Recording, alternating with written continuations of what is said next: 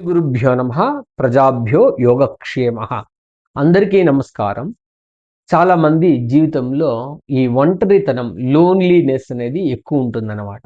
అది ఎవరికి, ఏ జాతకంలో అలా ఉంటుంది అంటే వీళ్ళు ఎవరిని నమ్మరు. ఈ జాతకస్తులు ఎవరిని నమ్మరు.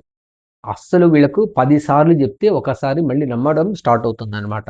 తర్వాత వీళ్ళని నమ్మించి మోసం కూడా అయిపోతారన్నమాట వీళ్ళు. అది ఒక ఇబ్బందిలాగా వీళ్ళకు స్టార్ట్ అవుతుందన్నమాట.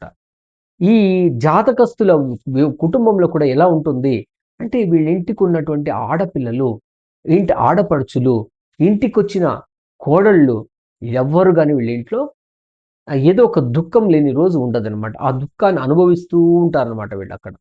ఏదో అన్నీ ఉంటుంది. కోటీశ్వరులుగా ఉంటారు. ఏదో తెలియని దుఃఖము, ఏదో ఒక వెలితి వీళ్ళ కుటుంబాన్ని వెంటాడుతూ ఉంటుందనమాట. వీళ్ళకు ఎప్పుడు గాని ఆ థాట్స్ నుండి బయట రారు. ఎవరితోనూ కలవరు. ఒంటరిగా కూర్చోవడం, మొబైల్ చూడు, పిల్లల నుండి చూడండి.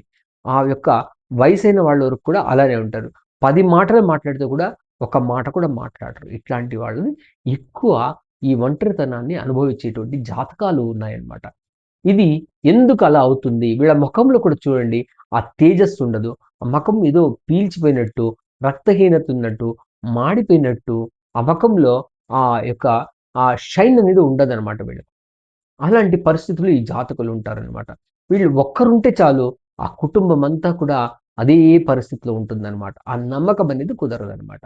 దీనికి అప్రాప్రియేట్ ఒక ప్రయోగం అయితే ఉందనమాట. దాన్ని చేసుకోగలిగితే చేసుకోవచ్చనమాట దాన్ని. నేనిక్కడ రివీల్ చేయను. మీరు డైరెక్ట్ ఎవరైనా అపాయింట్‌మెంట్ తీసుకొని అడిగగలిగితే నేను చెప్పగలుగుతాననమాట. దీన్ని దాన్ని రివీల్ చేయడం కూడా బాగుండదనమాట. అందుకని ఇలాంటి సమయాల్లో ఉన్నప్పుడు వీళ్ళని ఎలా హ్యాండిల్ చేయాలి? అది మీ కుటుంబంలో ఇలాంటి వాళ్ళు ఉన్నారనుకోండి. ఎందుకలా అయింది? మీ కుటుంబానికి ఎందుకు ఇట్లా అయింది?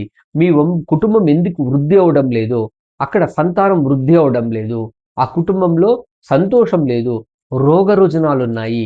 ఇవంతా కూడా ఈ సబ్జెక్ట్‌కు రిలవెంట్ అనమాట. ఈ యొక్క దోషానికి దీన్నే సంచిత కర్మలు, త్రిజన్మ కర్మలు, త్రిజన్మ జన్మవశాత్ అంటాం గదా! అట్లా త్రిజన్మ కర్మలు అక్కడ ఉండడం వల్ల మీ కుటుంబంలోనే వీళ్ళు ఒకరికి మోసం చేయడం వల్ల మళ్ళీ వీళ్ళు మీ కుటుంబంలోనే పుట్టి ఆ యొక్క మనోవేదన వీళ్ళు ఫేస్ చేస్తూ ఉంటారనమాట వీళ్ళక్కడ. ఆ ఒంటరితనంగా, అనుమానంగా బతకడం, ఏది చూసినా భయం భయంగా ఉండడం ఇలాంటివి ఉంటాయి. అది ఒక చిన్న ప్లక్అవుట్ చేయొచ్చనమాట. అది చేసుకోగలిగితే ఆ యొక్క మీ కుటుంబంలో సుఖ సంతోషాలు ఉండడానికి చాలా అవకాశం ఉంది. దీన్ని అప్రాప్రియేట్ పీపుల్స్ అని చేసుకోవాలి. దీన్ని సరైన వాళ్ళనే ఖాళీ చేసుకోవాలి. అది ఒకరికుందనుకోండి మీ కుటుంబంలో, మీ పిల్లలకు వస్తుంది, అందరికీ వస్తూ ఉంటుంది. కుటుంబంలో ఇద్దరు ముగ్గురికుంటుంది. అది కంటిన్యూటీ ఉంటుంది. దాని కర్మ దోషాన్ని కట్ చేసుకోవాలంటే మీరు మీకు వీలైతే కాంటాక్ట్ చేయొచ్చని తెలియజేస్తూ సర్వే జనా సుఖినో భవంతు. సన్మంగళాని భవంతు.